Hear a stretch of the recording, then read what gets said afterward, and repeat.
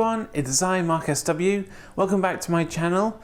Today is the 26th of March 2025, the 20th anniversary of the new series of Doctor Who.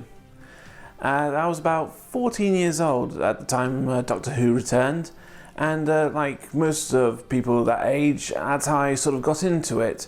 I mean, I have seen some classic episodes before the return, but it was through the return I started to get more into Doctor Who, and then I started watching the classic series as well. Now, as you can see from the title, it is true, I did stop watching New Who. It was after the first 2 episodes of Series 9. It was at that point that I felt the series had gone downhill.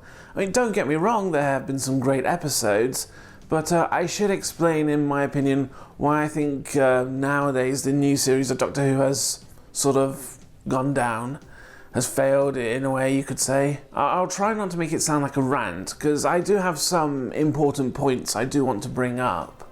Before I get into this video, do please subscribe to my channel and hit the notification bell so you know when I upload a video. And if you'd like a shout out in my videos, then do please hit the join membership button. So like I said, there are some reasons why I stopped watching new Doctor Who, and I want to go into a bit more details about these reasons. So the first thing I want to talk about is the predictability. This focuses on things like companions, regeneration, and episode ordering.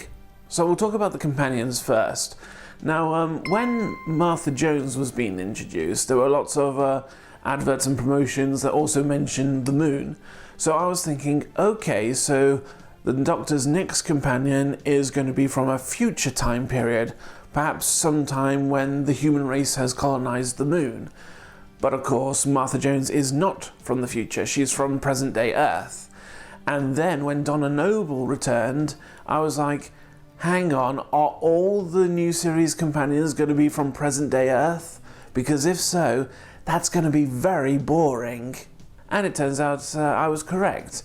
Because when you think about it, nearly all the new series companions are from present-day Earth. Only 3 companions are from a future time period: Captain Jack, River Song, and Nardole. And Nardole's not even a human. When you look back at the classic series, you learn that not all the Doctor's companions have to come from present-day Earth. So take, for example, the second Doctor, Patrick Troughton. Now, he had 5 companions: Ben, Polly, Jamie, Victoria, and Zoe. All humans, all from Earth. But only Ben and Polly were from present-day Earth, which at the time was 1966. Jamie and Victoria were from the past, and Zoe was from the future. And of course, not all the Doctor's companions have to be human. I mean, we all know K9, but there's more to it. I mean, with the 5th Doctor, Peter Davison, one of my favourites, he had 6 companions. Only 2 of them came from present-day Earth, which was the 1980s. As for the others, one of them was a robot, and the other 3 were humanoids from another planet. So in the new series, the Doctor hasn't had any companions from a past time period. And there are some people from the history episodes that would have been great companions. I mean, a lot of people would have wanted Renette, aka Madame de Pompadour. Obviously that's not possible, but if there was a character a bit like her, that would have been good enough. Another good companion would have been Tim from the Family of Blood episodes. I mean, he was full of potential. And this predictability with the companions is very similar to the regenerations, because after Christopher Eccleston turns into David Tennant, the next regeneration we see is the Master's regeneration, and it's the same style, this sort of arms out, head up, and the golden effect shining up. And when I saw that, I was like, don't tell me all the regenerations are going to be the same. And of course they were, they're all the same.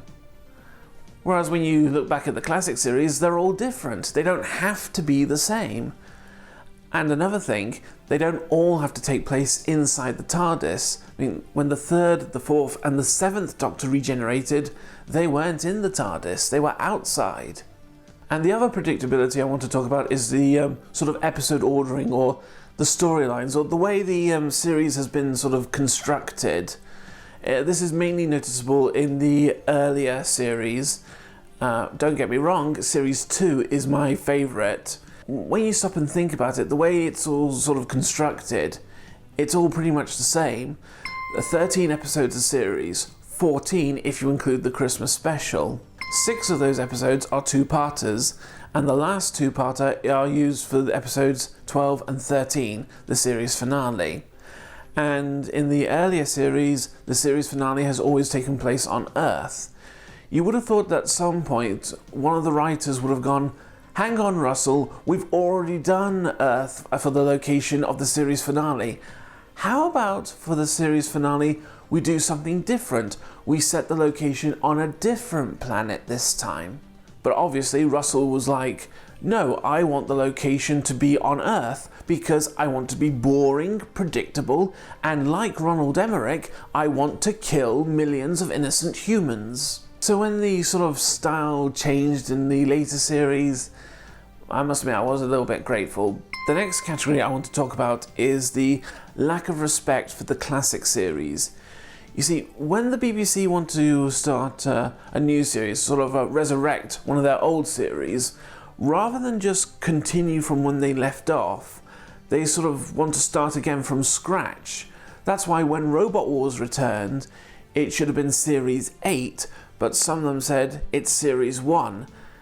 And that just led to confusion. So when it came to bringing back Doctor Who, technically Series 1 of the new series is actually Series 27, or Season 27. Season series, to be honest, I don't see the difference. There are 3 things in the new series that really annoy me and bug me because of the lack of respect for the classic series. The first one is in Stolen Earth and Journey's End, the Series 4 finale. There's a scene when Davros asks the Doctor how many people have died in his name, and we get a flashback of all those people who sacrificed themselves for the Doctor, but only those in the new series. There are hardly any people mentioned in the classic series, and I think they should have done that, especially because if they brought Sarah Jane Smith back for this episode, then logically they should have shown some classic people who sacrificed themselves for the Doctor. Especially his companions, Adric and Katerina. But obviously they didn't do that. We just want to focus more on Sarah Jane Smith. I mean, no offense to Sarah Jane Smith fans, but what's she got that the other companions haven't got?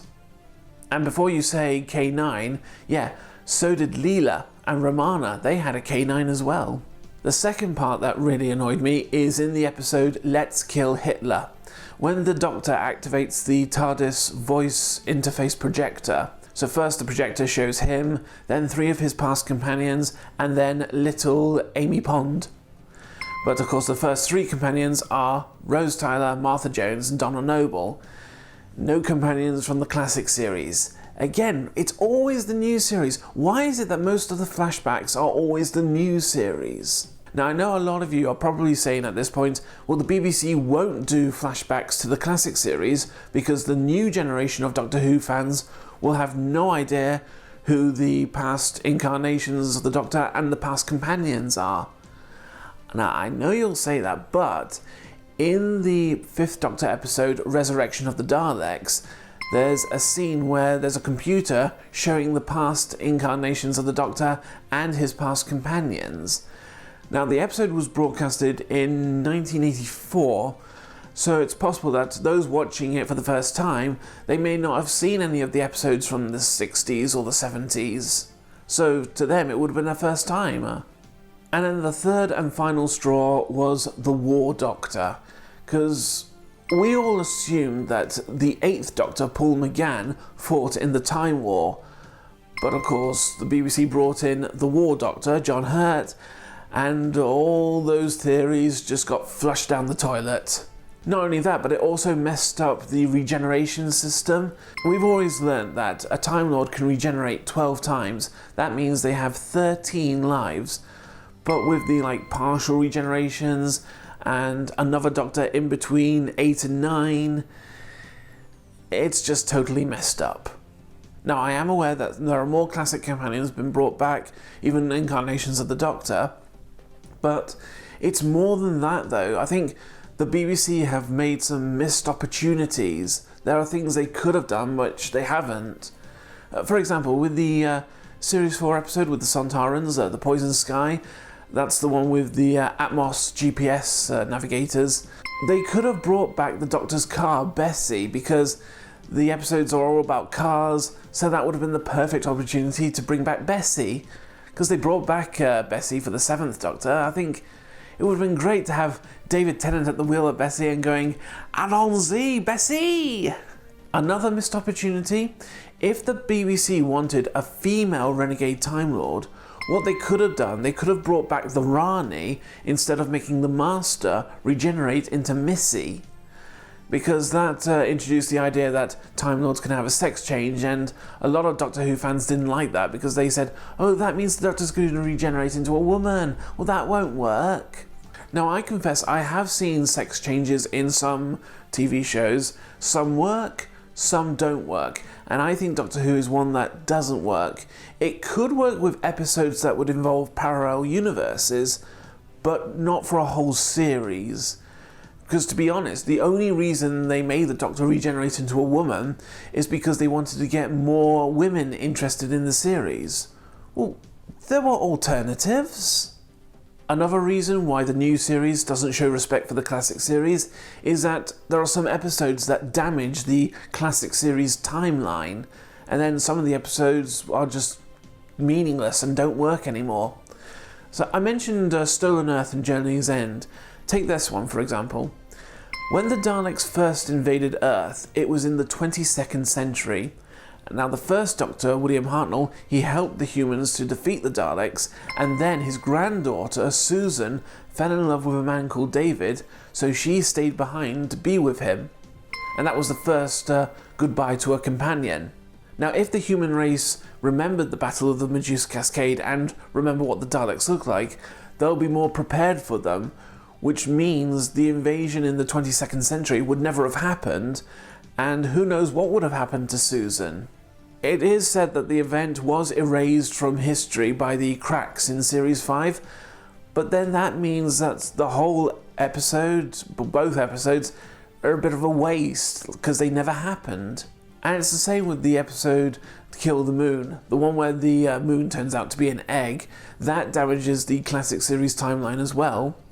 You see, the Cybermen have always had a fleet of ships, either in orbit or on the surface of the far side of the moon, even in the times before their home planet Mondas was destroyed in 1986. Now, because the moon disintegrated, it would have destroyed the fleet of ships. How does this damage the timeline, you ask? I will tell you, I hear myself replying. Well, the episode Kill the Moon takes place in the year 2049. 21 years before the second Doctor episode, The Moon Base. In that episode, the humans have built a base on the moon that can control the weather, and the Cybermen try and take over the base. But with the Cybermen gone because the first moon would have disintegrated, there's no way they could invade. So you see the problem with the idea of the moon disintegrating into an egg, and then just a new moon turns up, which turns out to be another egg. It just doesn't make sense. That's why, in the end, those 3 episodes are the worst episodes in the new series of Doctor Who. I know a lot of you are going, oh, what? But Stolen Earth and Journey's End are great episodes. Yeah, I disagree. Personally, I think the library episodes would have been a better series finale for Series 4. The next category I want to talk about is questions that are not being answered. Now, both the classic and the new series of Doctor Who have left us with questions that we still don't know the answers to. So, for the classic series, we have questions like, how did the 6th Doctor meet Melanie? What persuades the Doctor to send K9 to Sarah Jane Smith? And at what point did the Doctor learn that the Cybermen were allergic to gold? Whereas with the new series, there are too many questions that are not being answered. In fact, I've had to make a list of them. So we have, why does the Doctor still have 41st century spacesuits? How did Skaro survive the destruction from the Hand of Omega? Why are there still Cybermen from Pete's world in our world? How did the Doctor's Victorian team get together? With the classic series, some questions are fairly answerable because the way the series is sort of constructed, it's meant to happen straight after the other. The gaps between the episodes are very small, whereas in the new series, the gaps between episodes are actually massive in most of them. So they either take place like weeks later, months, even years later. What's even more confusing is now we have a new series. Well, why couldn't we just continue with series 14? I mean, so now we have a classic series, we have a new series, and we have another new series. The final category I want to talk about is the change in the series. See, when Doctor Who first started back in 1963, it was meant to be a sci-fi adventure series with a little bit of education involved. Gradually, in time, it became a pure sci-fi adventure series. But then with the new series, around series 7, it became a drama series. Apparently, the BBC have this golden rule. If it's going to be on BBC One, it's got to be serious. It's almost like going through the same change with the James Bond movies. Ever since Daniel Craig took over, the Bond movies have been all dark and serious. They hardly have any of those little light-hearted, humorous moments, which is what the classic series of Doctor Who used to have. So there used to be scenes like, I say, what a wonderful butler, he's so violent. With the new series, in the earlier episodes, there were some little humorous moments, like, lots of planets have a north. But nowadays, all serious. And I don't like things to be too serious, because then it makes it boring. But it's not just the genre that's changed, because, if I'm honest, I think Doctor Who is now having the same problem that Space 1999 had. Now the series has been made in a way that's more suitable for Americans. That's why there are quite a lot of episodes that take place in America. Well, why? It doesn't have to. I mean, if the Americans don't like Doctor Who, well, that's their problem. In fact, why don't they just do their own TV show about an alien time traveller? Doctor Who is a British TV show. It should have its own style. It doesn't need to impress the Americans. And for a start, it doesn't need to copy Marvel.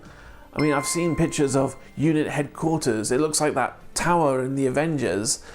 And also the Cybermen have now been redesigned so now they look like Iron Man. Why is it that these days everyone's trying to copy Marvel?